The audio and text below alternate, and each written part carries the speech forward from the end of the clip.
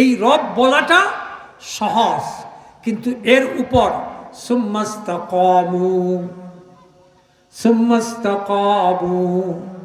এর উপর টিকে থাকা কঠিন। হালাল হারামের বিধান মেনে কঠিন। একই মায়ের পেটে দুই ভাই, এক ভাই আল্লাহকে রব মানে কিন্তু রবের উপরে টিকে থাকে না, রব মানে। দুই ভাই ঈমান আছে, কিন্তু এক ভাই ঈমানের উপরে জীবন চালায়, আরেক ভাই ঈমান আছে, রব মানছে কিন্তু রবের উপরে জিন্দেগি চালায় না। কথা বুঝেন নেই? যে ভাই রবের উপরে ঈমানের উপরে জিন্দেগি চালায় না, তার কোনো বাজ বিচার নাই। নিজের বউ পরের বউ বাজ বিচার নাই, রাত দিনের বাজ বিচার নাই। কথা কয় না? হালাল হারামের, সুদ ঘুষের কথা বলে না, বাজ বিচার। প্রতারণা, ধোঁকা, মিথ্যা, ওজনে কম দেওয়া, বাটপারি করা, চুগলখড়ি করা। যে ভাইটাই ঈমান এনেছে আবার ঈমানের উপরে অটল আছে, তার জন্য কঠিন, সে পারবে না। কথা কয় না? আর যে ভাইটা ঈমান এনেছে কিন্তু ঈমানের উপর চলে না, তার জন্য সব সহজ। দুইজনের পাশাপাশি বাড়ি, যে ভাই ঈমানের উপরে চলে না তার বাড়ি বিল্ডিং, বাড়ি মোজাইক, টাইলস আছে, সুন্দর ল্যাট্রিন আছে, গাড়িও একটা আছে। কথা কয় না? আর যে ভাই একই ভাই, ওই ভাই ঈমানও আনছে আবার ঈমানের উপরে চলে ঈমানের উপরে একই ভাই, বরং যে ভাইয়ের বিল্ডিং আছে তার চেয়ে জ্ঞান তার বেশি, তার চেয়ে সম্মানও বেশি, কিন্তু ঈমানের উপরে চলার কারণে ওইরকম বিল্ডিং বানাতে পারে নাই, ওরকম ছেলে মেয়েদেরকে ইউনিভার্সিটি ঢাকাতে পাঠাতে পারে নাই, এরকম হ্যাডাম দেখাতে পারে নাই, টাকা পয়সার ঝনঝনানি নাই, জমজমাট নাই, রং তামাশা করতে পারে না। কথা বলে না? সে মাসে একবার গোশত খায় যে ভাই ঈমানের উপরে চলে, আর যে ভাই ঈমানের উপরে চলে না, ঈমান আছে ঈমানের উপরে চলে না, রবের উপর ইস্তেকামত নাই, সেই ভাই সপ্তাহে 4 দিন গোশত খায়। কথা কয় না? বাজারে গেলে পরে, বাবুর বাজারে গেলে পরে বড় বড় মাছ, 3000 3500 বোয়াল, শুধু বাজারের মাছওয়ালার দাম বলতে দেরি করে। আর যে ভাই ঈমানে চলে না, ঈমানের উপর নাই, সে সুদ ঘুষের সমানে এগুলো খায়। সে বলে 3500 টাকা দাম বলছস, এটা এখনই তুই তাড়াতাড়ি দিয়া দে। কথা কয় না? কথা কয় না? সুম্মাস্তাকাম, এই যে চলছে, এই চলা কতদিন? যতদিন দম। কথা কয় না? দম আছে।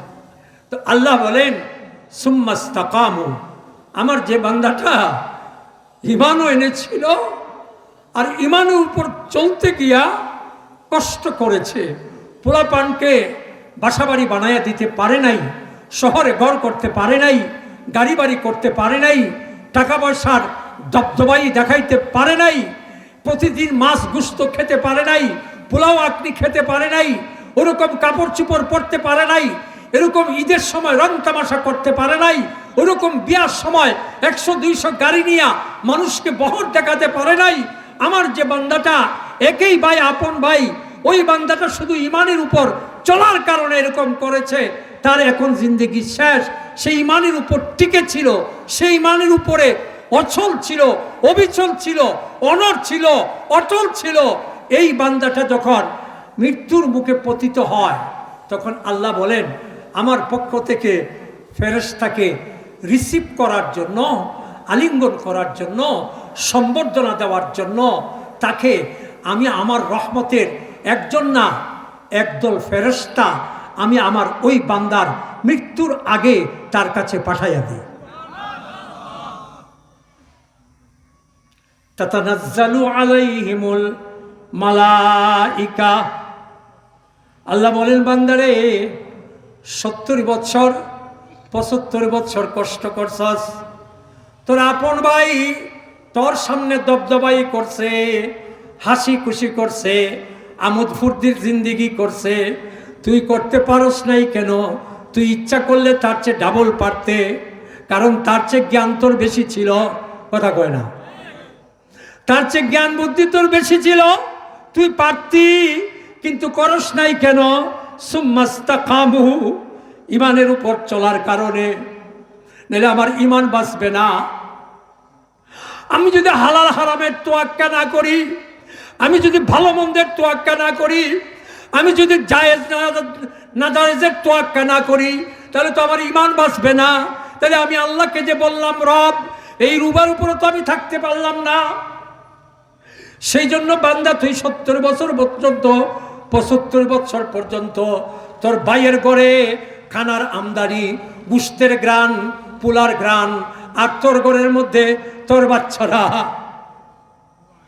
তোর বাচ্চারা সামান্য শুটকি দিয়া আর ছোট মাছ আর ডাল দিয়া আর সবজি দিয়া ভাত খায়। কেন? শুধু সুম্মাস্তাকাম। আল্লাহ বলেন, বান্দা তোর জিন্দিগি শেষ। আবার তুই চিন্তা করস, 75 বছর জিন্দিগি কাটাইলাম, একটা বাড়ি করতে পারলাম না, সুন্দর কোনো বেশার সম্পত্তি দিতে পারলাম না, মেয়ে 4টা রেখে গেলাম, ছেলে 3টে, এরা কি করবে? এই অবস্থায় সাকরাতের সময় আল্লাহর বান্দা খুব টেনশন করে। দেখবেন আল্লাহর এই নেক বান্দা ওই মৃত্যুর বিছানায় পড়ে কখনো পাও টানে, কখনো হাত টানে, কাছাকাছি করে। তার মানে খুব টেনশন করতেছে যে আমার দুনিয়াটাও গেল, কামাই করতে পারলাম না, আমি যাওয়ার পরে এই 7টা 8টা ছেলে মেয়ে এরা কি করবে? এই টেনশন করে। ঠিক ওই সময় কোরআন বলছে, কোরআন তাতানাজ্জালু আলাইহিমুল মালাইকা, আল্লাহর পক্ষ থেকে একদল নূরের ফেরেশতা, রহমতের ফেরেশতা আসে। এসে আল্লাহর ওই বান্দাটা মৃত্যু পথ যাত্রী, মৃত্যু মুখের ওই বান্দাটাকে যখন বিছনার মধ্যে দেখে ঘামতেছে, পাও টানতেছে, হাত টানতেছে, কখনো চোখ বড় বড় করে তাকায়, কখনো ডানে বামে করে, একটা ভীষণ খারাপ অবস্থা। এই অবস্থায় ফেরেশতাকে মানুষ দেখে না, কিন্তু ফেরেশতারা এসে আল্লাহর ওই নেক বান্দাকে বলে, ও বান্দা, আল্লাহ তাখাফু ওয়ালা তাহজানু, বান্দারে যা কষ্ট করার 70-75 বছর পর্যন্ত করে ফেলেছ, আর তোমার কোনো কষ্ট নেই, তোমার কোনো ভয় নেই। সে তখন ফেরেশতাদেরকে বলে, রে ভাই, মাত্র তো শুরু হয়েছে, সামনে তো আজরাইল জান কবজ করবে। আমরা তালিমে শুনেছি, আলেমদের মুখে শুনেছি, আজরাইল যখন জান কবজ করবে তখন উহুদ পাহাড় বুকের উপর রেখে দিলে যে কষ্ট হয়, সেরকম কষ্ট হবে। আর তোমরা ফেরেশতারা বলতেছ যে আমার কোনো ভয় নাই, আমার কোনো টেনশন নাই, আমার কোনো চিন্তা নাই, মাত্র তো সাকরাত শুরু হলো, একটু পরে তো আজরাইল জান কবজ করবে, তখন আমার এই কষ্ট কেমনে আমি সহ্য করব? দেখেন কোরআন কি বলে। আবার ওই বান্দা বলে, ও ফেরেশতারা, আপনারা আমাকে বলছেন আমার এখন থেকে আর কোনো কষ্ট নাই, এখন থেকে আমার কোনো চিন্তা নাই, কিন্তু আমি তো কিছুই করতে পারি নাই। বাবুর বাজারে সুন্দর একটা বাড়িও বানাতে পারি নাই, সুন্দর একটা পুকুরের ঘাটও করতে পারি নাই, আমি তো ওরকম কোনো টাকা পয়সাও রেখে যাই নাই, ছেলে মেয়েগুলোকেও ওরকম বড় বড় ডিগ্রিওয়ালা বানাতে পারি নাই। আমার তো টেনশন, আমি চলে যাওয়ার পরে এদের কি অবস্থা হবে, এরা কেমনে চলবে, কেমনে খাবে। আর আপনারা বলতেছেন আল্লাহ তাখাফু ওয়ালা তাহজানু, আমার কোনো ভয় নাই, আমার কোনো চিন্তা নাই, আমার কোনো টেনশন নাই। আমি তো সেই টেনশনে এখন এরকম করতেছি। তখন ফেরেশতারা কি বলে, আল্লাহ তাখাফু ওয়ালা তাহজানু ওয়া আবশিরু বিল জান্নাহ। ফেরেশতারা তখন এই লোকটাকে বলে, ভাই তুমি মৃত্যুর পরে যে জায়গায় আল্লাহ তোমাকে দিবে জান্নাত, এই জান্নাতের একটা ভিডিও আমরা তোমাকে এখন দেখাইতেছি। সুবহানাল্লাহ, সুবহানাল্লাহ, আল্লাহু আকবার। দেখেন কোরআন বলছে ওয়া আবশিরু বিল জান্নাহ। আল্লাহর এই নেক বান্দা, এই পরহেজগার নামাজি ইমানদার বান্দাটা যখন মৃত্যুর শয্যায় ছটফট ছটফট করতেছে, ফেরেশতা বলছে ভয় নাই, চিন্তা নাই। সে আবার প্রশ্ন করছে কেমনে ভয় নাই, কেমনে চিন্তা নাই, সে তার অনেক অভিযোগের কথা বলছে। এবার ফেরেশতা জান্নাতের সিডি, ইউটিউব দেখেন না মোবাইলে,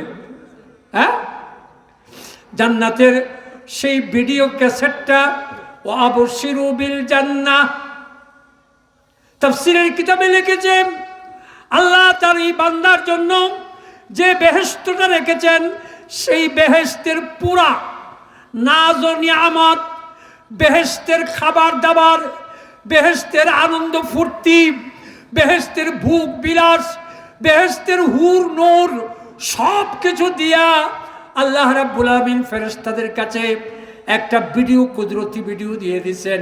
এই ভিডিওটা যখন সেট করে দিবে, তখন আল্লাহর ওই বান্দা, যে বান্দা মৃত্যুর মুখে, সেই বান্দার চোখের সামনে ভাসতে থাকবে। সুবহানাল্লাহ বলেন, সুবহানাল্লাহ। তখন ওই বান্দা একদম শান্ত হয়ে যায়। দেখবেন মৃত্যু ব্যক্তি, পরহেজগার ব্যক্তি এতক্ষণ ছটপট করছে, পাও টানছে, হাত টানছে, মাথা কামছে, চোখ বড় বড় করে তাকাইছে, হঠাৎ দেখবেন শান্ত। হঠাৎ কি কোনো নাড়াচড়া করে না, মাথায় ঘামও নাই। ওই যে বেহেশতের ওই সিনারিগুলো, বেহেশতের এই মঞ্জরগুলো যখন দেখেছে, তখন একদম ঠান্ডা হয়ে গেছে। এবার আরেকটা অভিযোগ করেছিল, আল্লাহর এই বান্দা ফেরেশতাদের কাছে আজরাইল যখন আমার জান টান দিবে, তখন ওই কষ্ট কেমনে আমি সহ্য করব? আপনারা বলছেন কষ্ট হবে না। এবার ফেরেশতা বলতেছে, নাহনু আউলিয়াউকুম ফিল হায়াতিদ দুনিয়া ও ফিল আখিরাহ। আমরা যে এই যে একদল ফেরেশতা আসছি, আসক আজরাইল, কিন্তু আমরা তো তোমার সাথে নাহনু, আমরা আউলিয়াউকুম ফিল হায়াতিদ দুনিয়া, যতক্ষণ তোমার দম আছে ততক্ষণ আমরা তোমার সাথে থাকব, তোমার কোনো ভয় নাই, আমরা আছি হাজার ভাই। সুবহানাল্লাহ। অমুক ভাই তুমি এগিয়ে চলো, হ্যাঁ, রাজপথ ছাড়ি নাই, তোমার কোনো, আমরা আছি লাখো ভাই। ফেরেশতারা বলে, নাহনু আউলিয়াউকুম ফিল হায়াতিদ দুনিয়া। ও আল্লাহর নেক বান্দা, তোমার কোনো ভয় নাই, যতক্ষণ তোমার দম আছে, ফিল হায়াতিদ দুনিয়া, আমরা সাথে আছি, ওয়াফিল আখিরাহ, দম যাওয়ার পরেও তোমাকে বেহেশত পৌঁছানো পর্যন্ত তোমার সাথে আমরা মিছিল করে করে যাব, তোমার কোনো ভয় না।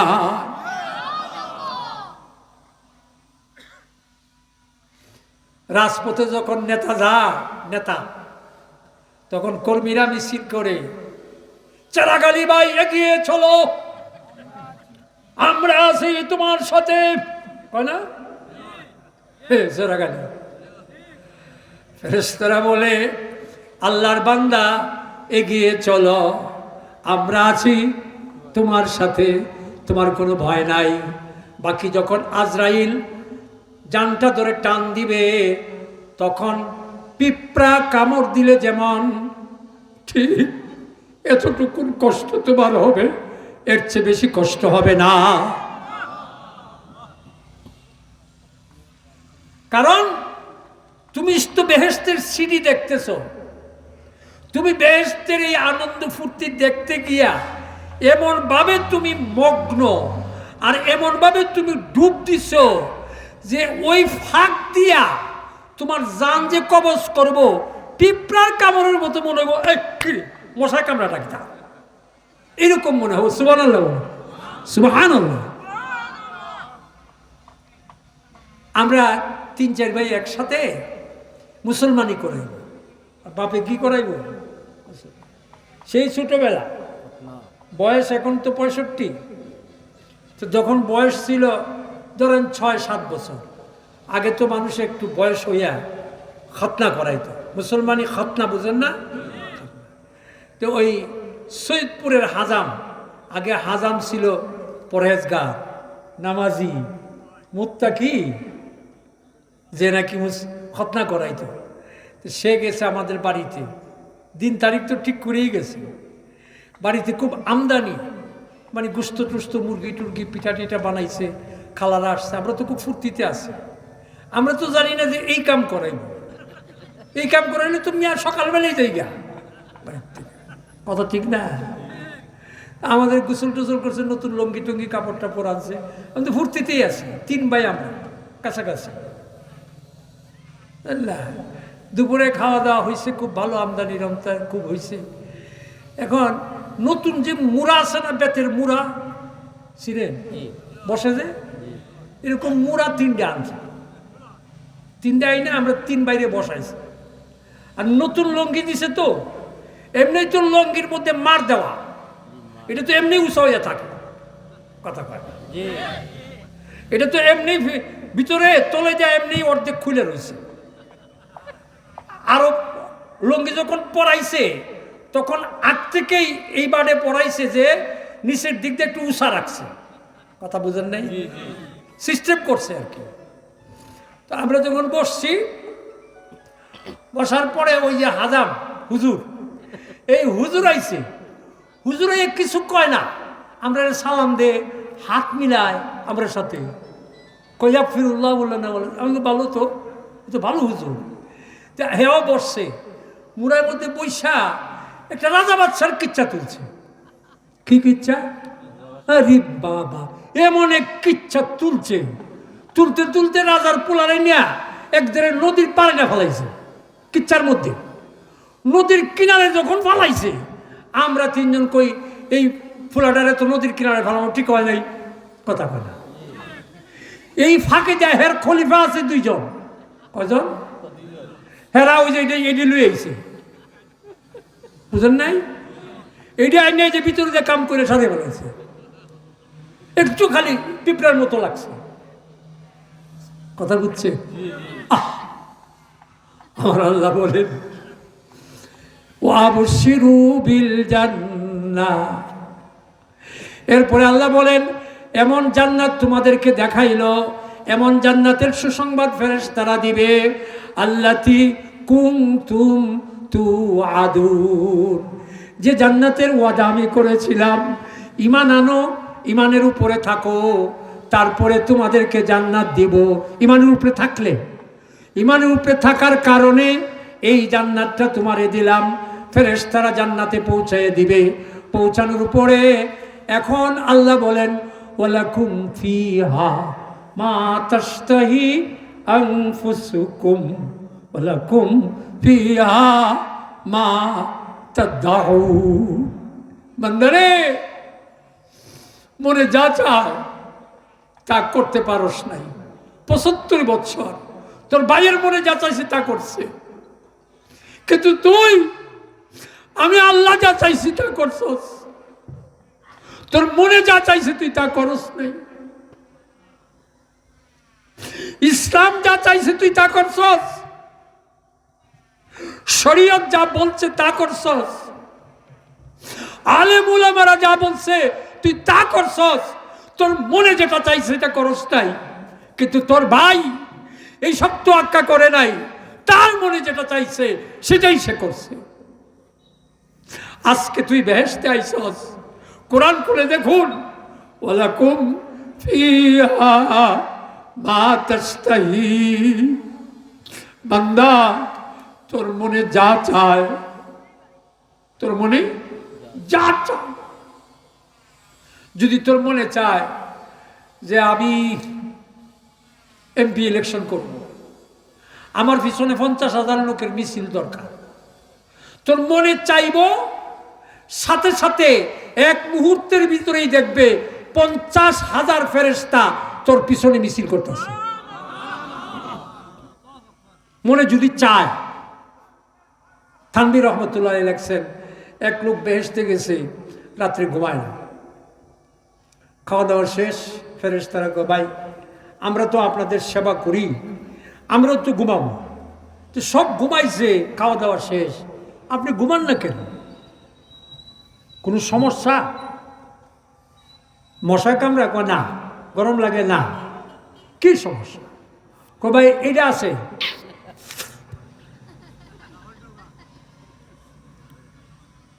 এটা বুঝেন নেই? নাম কি? সিগারেট না?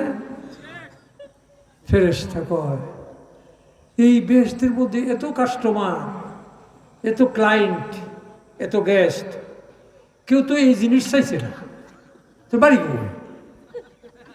কয় ভাই মেড ইন বাংলাদেশ। কয় আমার তো দায়িত্ব হলো আমার বেহেশতের গেস্টে মেহমানে যা চায় এটি আমার দিতে হয়, এটা আমার দায়িত্ব। সিগারেট বেহেশতে আছে কি না এটা তো ভাই আমি জানি না, তো মালিকরে জিজ্ঞাসা করে আসি, তো এখানে একটু বসো। এরা গেছে মালিকরে জিগাইতে, আর এদিকে হে দেখে যে তার সামনে মানে বিশাল এক সিগারেট আগুন লাগানো, হে লইয়া যখন টান মারছে তখন ধুমা ছাড়ছে। এই ধুমার যে সুগ্রাণ, এই সুগ্রাণের ঠেলা, ঘুম থেকে ওইটা কয়েক হাজার মানুষ হয়েছে। সুবহানাল্লাহ। হ্যাঁ ওখানে গেছে, গিয়ে যখন মালিককে জিজ্ঞেস করছে আল্লাহ আপনার এক বেহেশতের মেহমান, হ্যাঁ তো এটা চাইডা, আল্লাহ কইছে চাইছে, হ যদি চাইয়া থাকে গিয়া দেখ খাইতেছে।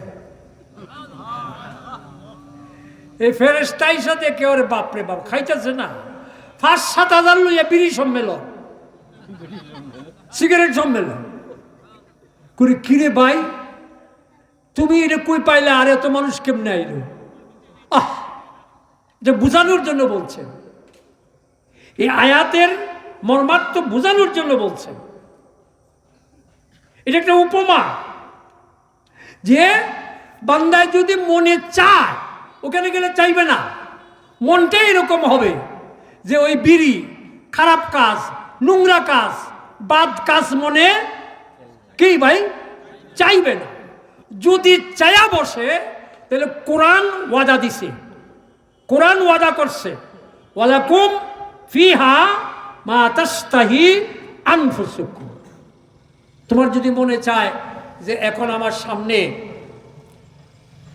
বেহেশতের বিশ্বসেরা 100 জন সুন্দরী আমার সামনে ডান্স করুক বেহেশতে যাওয়ার পরে, তোমার বলতে দেরি, সাথে সাথে তুমি চোখ খুলে দেখবা তোমার সামনে বেহেশতের হুরিরা ডান্স করতেছে। কারণ আমার এই বান্দা দুনিয়াতে মনে যা চায় তা করে নাই, আমি আল্লাহ যা চাইছি তা করছে। এখন বেহেশতে আসছে, আমার বান্দায় যা চাইব আমি আল্লাহ তাই করব। সহজ কথা। আমি আল্লাহ যা চাইছি সে বান্দা তা করছে, এখন বেহেশতে আসার পরে আমার বান্দায় যা চাইব আমি তাই তাকে দান করব। কথা বুঝে আসছে? এই হলো বেহেশতের কথা, সংক্ষেপে বললাম। আপনাদের এই বাবুর বাজারে আমি আরও আসছি, কিন্তু তখন আমার বয়স একটু কম ছিল, সুস্থতা ভালো ছিল, স্বাস্থ্যও ভালো ছিল। আমি ইতিমধ্যেই কঠিন রোগে আক্রান্ত হয়ে অপারেশন হয়েছে, একটু দুর্বল হয়ে পড়েছি। আপনাদের এই অঞ্চলের ওলামায়ে কেরাম যারা আছেন, হক্কানি ওলামায়ে কেরাম, এই উলামায়ে কেরামের সাথে আমার একটা আত্মার সম্পর্ক। এই সম্পর্কটা এই জন্যই যে ওই যে মৃত্যুর পরে যদি কাজে, কথা ঠিক না? এই অঞ্চলের অনেক মানুষ, আমি আসার পরে এক বাড়িতে গিয়েছি, আমার ইস্তেঞ্জার হাজত হয়েছে, তো ওখানে যে বাথরুম, ওখানে যে মানে ওয়াশরুম, এই অঞ্চলে এই বিগত 30 বছরের ভিতরে এত মানুষ, সৌদি আরব, বিদেশে, আমি গত রমজানের আগের রমজানে পুরা রমজান মক্কায় ছিলাম, মদিনায় ছিলাম, আপনাদের এই এলাকার অনেক লোককে সেই ইয়াম্বু সেখানে গিয়ে পেয়েছি। তো এর ফলে হয়েছে কি, একদিকে মানে দুনিয়ার লাইনেও আলহামদুলিল্লাহ সচ্ছলতা আসছে, আর আখেরাতের লাইনে আলেম ওলামাদের সহযোগিতা, মসজিদ মাদ্রাসার সহযোগিতা, তাফসিরের সহযোগিতা, পাশাপাশি যারা কবরের নিচে আছে তাদের হক নাই, কথা কই না? আমরা যারা কবরের উপরে, আমাদের কাছে যারা কবরের নিচে গেছে এদের কোনো পাওনা দাওনা নাই? যদি বলেন নাই, তাহলে আমরা যারা এখন আছি, আমরা যখন যাব মাটির নিচে, আর তখন যারা থাকবে মাটির উপরে, বিদেশে থাকুক আর দেশে থাকুক, তারাও বলবে এদের কোনো হক নাই, কথা ঠিক না বেটি? সেজন্য বাবাজিরা, বন্ধুরা আমার, আমি বলবো যে অনেক প্রবাসী লোক, অনেক, তারা এই তাফসিরুল কোরআন মাহফিল এবং ওলামায়ে কেরামের প্রতি আস্থা রেখে তারা অনেক সহযোগিতা করেছেন। আপনারা যারা আসছেন স্থানীয়ভাবে, আপনারাও অনেক মহব্বত দেখিয়েছেন।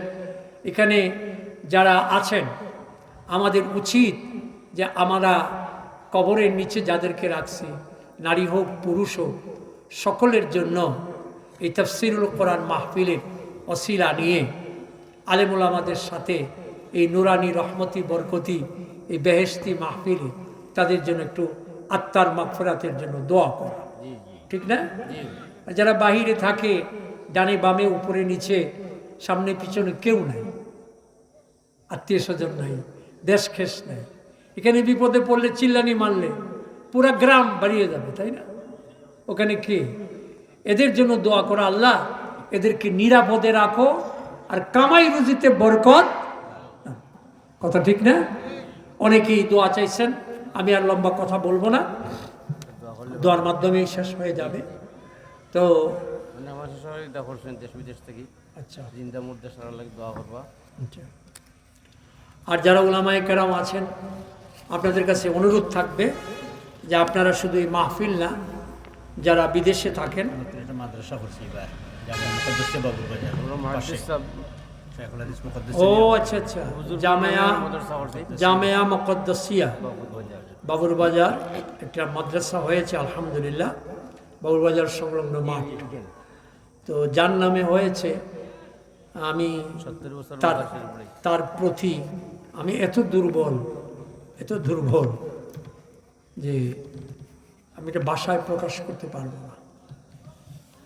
মানে তার যে আত্মা, তার যে অন্তর, সেই অন্তরে আল্লাহর প্রেম কি পরিমাণ ছিল, আমি গুনাহগার কিছুটা হলেও আমি এটা ধরতে পেরেছি, যার কারণে জিন্দা থাকা অবস্থায় সবসময় চেষ্টা করেছি দোয়া নেওয়ার, আর তার ইন্তেকালের পরে জিয়ারতে সবসময় চেষ্টা করি।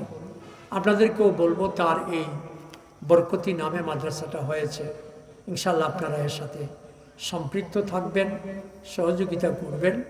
আল্লাহ তাআলা আপনাদেরকে দুনিয়া আখেরাতে খায়র ও বরকত দান করবেন। আমিন।